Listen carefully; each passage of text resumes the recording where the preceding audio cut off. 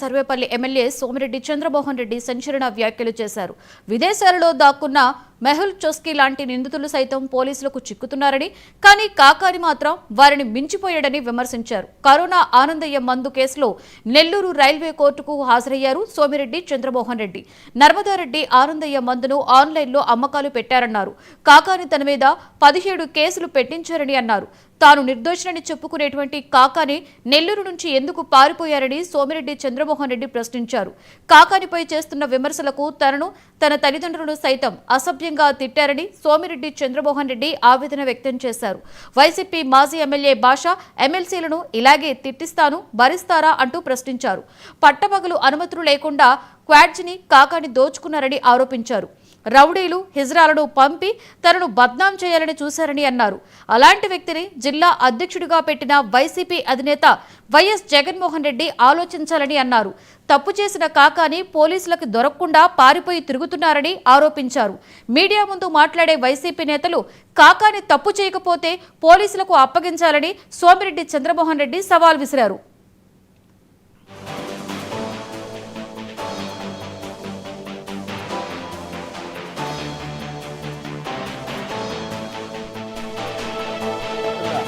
ఆ చంద్రశేఖర్ రెడ్డి ఎమ్మెల్సీల నుంచి, ఎంపీల నుంచి, మాజీ ఎమ్మెల్యేల నుంచి, ఇన్ఛార్జీల నుంచి ఇదే భాష మిమ్మల్ని వాడిస్తా.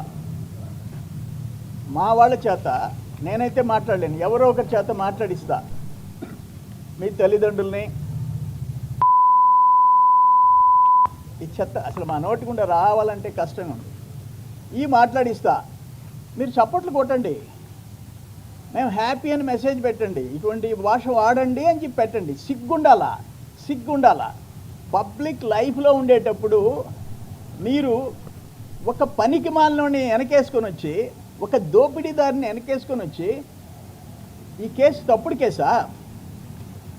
ఆయన సొంత మండలం పొదలకూరు, ఆయన ఊరి పక్కన వరదాపురం, అక్కడ భారీ దోపిడీ, పట్టపొగులు, వితౌట్ మైనింగ్ లీజ్, ఆ క్వాడ్జీ 100 కోట్ల క్వాడ్జీ తవ్వకం, 14 హిటాచీలు, ఒక 30 డంపర్లు, ఒక గోడౌన్లో ఎక్స్ప్లోజివ్స్, ఇంకొక ట్రక్లో ఎక్స్ప్లోజివ్స్, పేలుడు పదార్థాలు.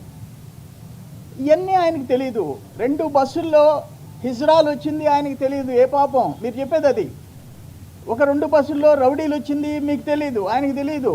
ఆయన బుద్ధిమంతుడు, ఆయన బుద్ధుడు. కాకాని అక్కడ ఈరోజు ఏమి తేలింది? వరదాపురం రుస్తుం మైన్లో తవ్విన అక్రమ క్వాడ్జీ తోడేరులో స్టాక్ పెట్టారని వచ్చింది. అది కూడా తెలియదు ఆయనకి. ఆయన మంత్రిగా తోడేరులో స్టాక్ పెట్టింది కూడా తెలియదు. ఏ పాపం తెలియదని మీరు చెప్తున్నారు. తల్లిని తండ్రిని తిట్టాడు. నేను ఒక్క మాట చెప్తుండా, ఆ చంద్రశేఖర్ రెడ్డి ఎమ్మెల్సీల నుంచి, ఎంపీల నుంచి, మాజీ ఎమ్మెల్యేల నుంచి, ఇన్ఛార్జీల నుంచి ఇదే భాష మిమ్మల్ని వాడిస్తా. మా వాళ్ళ చేత నేనైతే మాట్లాడలేను, ఎవరో ఒకరి చేత మాట్లాడిస్తా. మీ తల్లిదండ్రుల్ని ఈ చెత్త అసలు మా నోటి గుండా రావాలంటే కష్టంగా ఉంది. ఈ మాట్లాడిస్తా, మీరు చప్పట్లు కొట్టండి, మేము హ్యాపీ అని మెసేజ్ పెట్టి